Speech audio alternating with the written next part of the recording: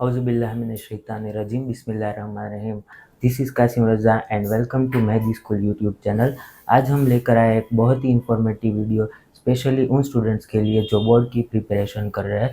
हम आज बात करने वाले हैं एग्ज़ाम और हेल्थ के ऊपर, और हमारे साथ डिस्कशन करने के लिए मौजूद है डॉक्टर फरवावर्ती जी, जो MBBS है और पोस्ट ग्रेजुएशन किया हुआ है इन्फेक्शियस डिसीज़ में लिवरपूल UK से, और 5 इयर्स का एक्सपीरियंस है। Welcome ma'am.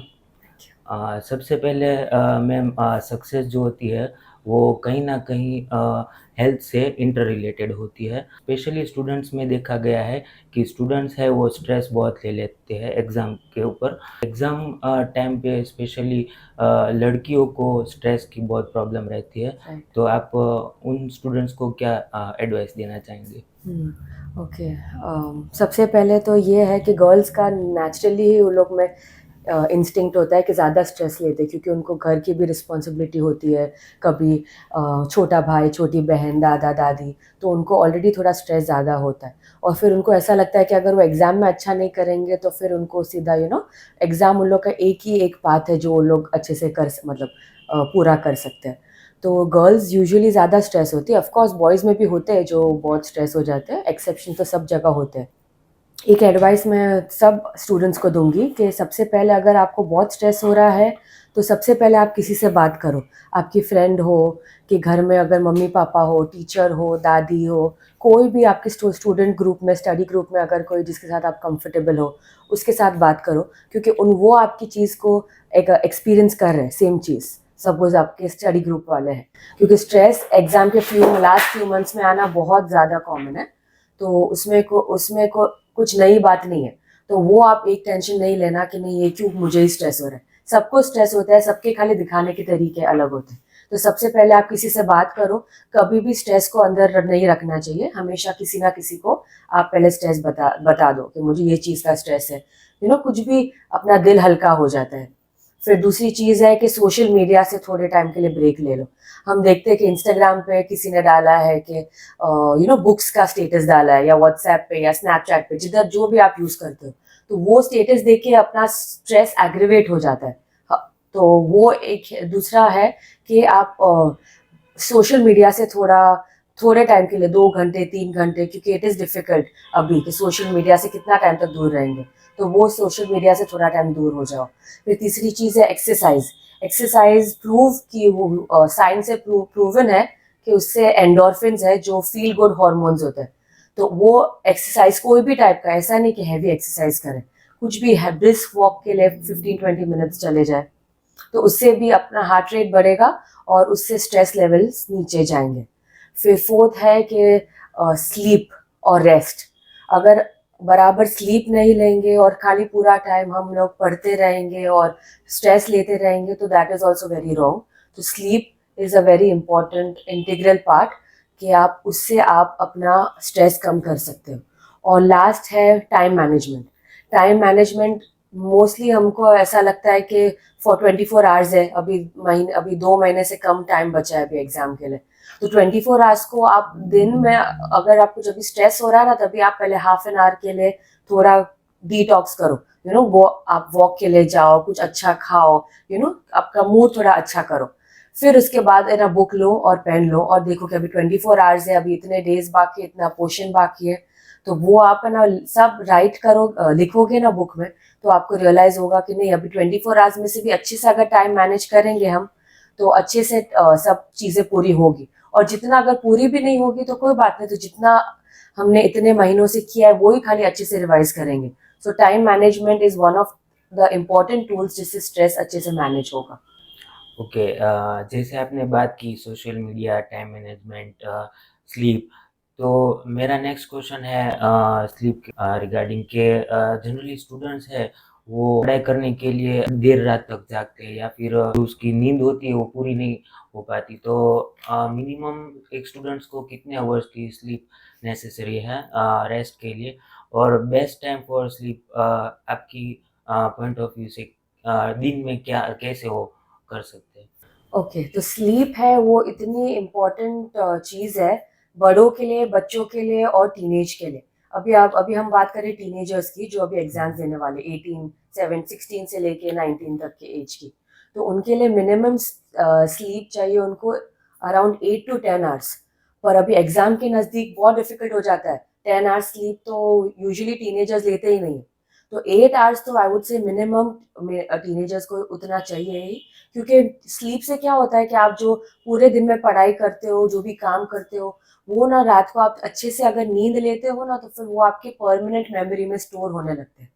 सपोज आपने पूरा दिन में कुछ नया टॉपिक आज किया है, बायोलॉजी या फिजिक्स या जो भी, केमिस्ट्री, मैथ्स, कोई भी सब्जेक्ट का नया टॉपिक है, आप 8 आवर्स मिनिमम स्लीप लेनी जरूरी है, क्योंकि उससे ना आपका जो शॉर्ट टर्म में से ना लॉन्ग टर्म मेमोरी में चला जाएगा आपका जो भी आपने पढ़ाई की हो। तो स्लीप मिनिमम 8 आवर्स मैं बोलूंगी कि बच्चों आप अपने जो 11th-12th के बच्चे हैं उनको मिनिमम 8 आवर्स स्लीप चाहिए। और पढ़ाई का टाइम वो सब बच्चों पे अलग अलग होता है, सब स्टूडेंट्स पे। थोड़े स्टूडेंट्स को अर्ली मॉर्निंग का टाइम अच्छा लगता है, थोड़े लोगों को लेट नाइट का टाइम अच्छा लगता है। बट आई वुड से कि स्लीप अगर आप जल्दी कर लो, सपोज अगर आप 9 o'clock को आप रात को सो जाओ, I know it's difficult, 9 o'clock को सो जाओ, पर सुबह को नेक्स्ट डे आप 6 o'clock को अगर उठ जाओ तो 9 आवर्स की स्लीप आपकी हो जाएगी। तो 9 आवर्स की स्लीप हो जाएगी तो 6 o'clock से 8 o'clock तक यूजुअली अपने घरों में कोई उठता नहीं है कि आपको डिस्टर्बेंस हो।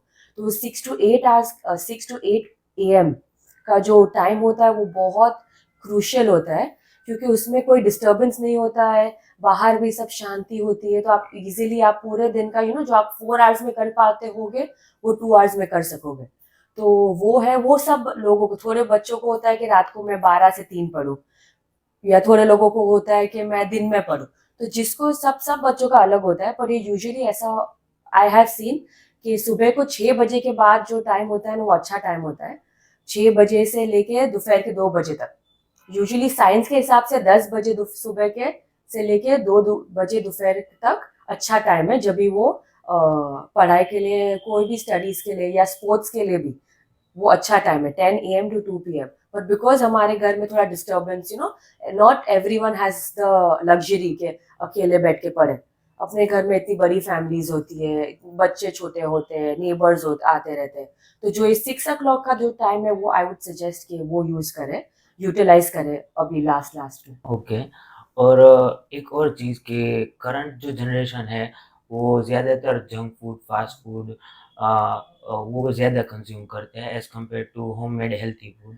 तो उन स्टूडेंट्स के लिए आप क्या एडवाइस करना चाहेंगे कि उन लोगों को आप क्या डाइट टिप्स देना चाहेंगे जिससे वो उसकी मेमोरी स्ट्रॉन्ग हो? राइट। तो सबसे पहले है कि जंक फूड से होता क्या है, एक तो सबसे पहले वो कैलोरीज में बहुत हाई होती है।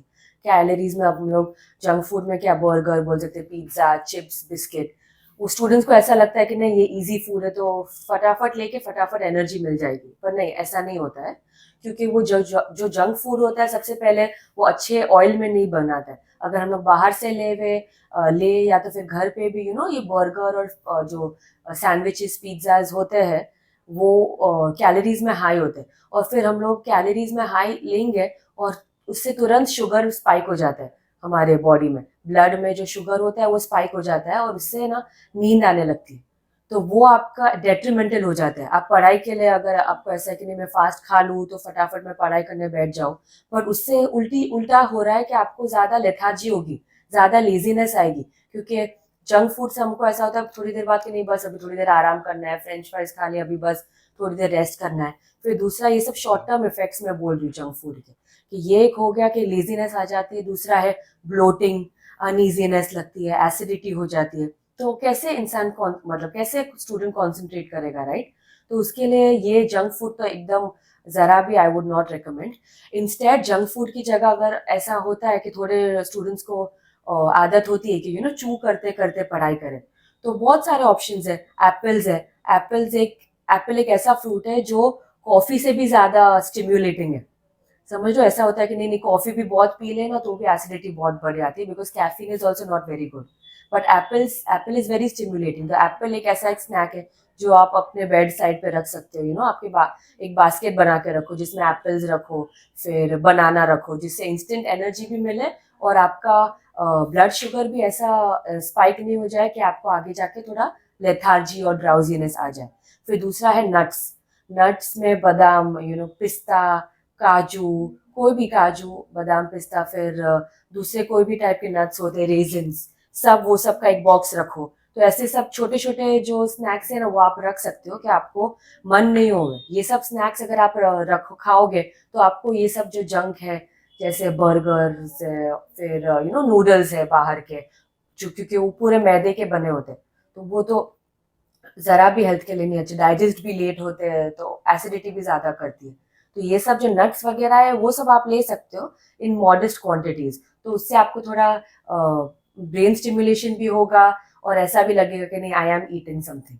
और अदरवाइज भी यूजुअली स्टूडेंट्स करते हैं कि 2 घंटे अच्छे से पढ़ाई करते हैं और फिर ब्रेक लेते हैं, 2 घंटे पढ़ाई ब्रेक। तो जब भी ब्रेक लो तभी आप make sure you eat something good.